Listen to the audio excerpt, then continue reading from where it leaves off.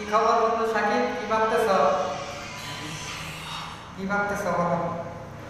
কি আর বলবো বন্ধু, বাসায় বসে আছি, মোবাইলে শুধু টাকার স্বপ্ন দেখি। আচ্ছা বন্ধু, তাহলে ঘুমাও, আমি আসি।